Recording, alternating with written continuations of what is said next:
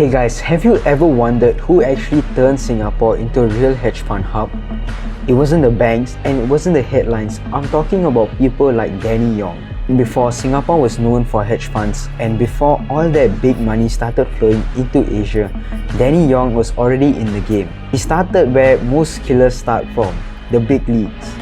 First at JP Morgan Chase trading derivatives, then at Goldman Sachs where he ran Southeast Asia FX and derivatives. This wasn't some retail trader story, this was institutional, high stakes, real capital.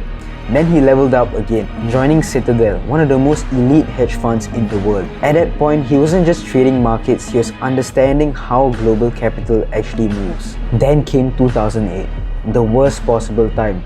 Global markets started crashing, funds started blowing up and liquidity was disappearing overnight. And in the midst of all of this, Yong made the boldest move of his career. He launched his own hedge fund, Dymon Asia Capital. Let that sink in. While everyone else was running away from risk, he was stepping straight into it. But this wasn't just another fund. Dymon Asia was built different.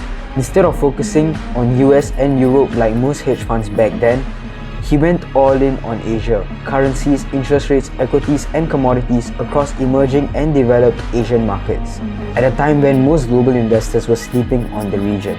That's what made him dangerous. He wasn't following the market, he was positioning ahead of it.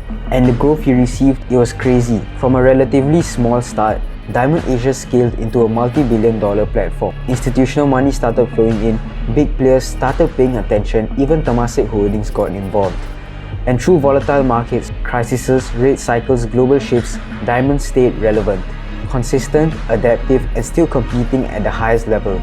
But here's the real reason Yong matters, and it's bigger than just returns. Before guys like him, if you talked about hedge funds, you were talking about New York and London. That was it. But after guys like him, Singapore became part of the conversation, a buy-side powerhouse in Asia. He didn't just build a fund, he helped build the entire ecosystem that we see today. Outside the markets, he's known for giving back through philanthropy, donations, and community work. So, this story isn't just about making money, this is a story about building something from nothing. Because when you talk about hedge funds in Singapore today, you're standing on the foundation built by people like Yong.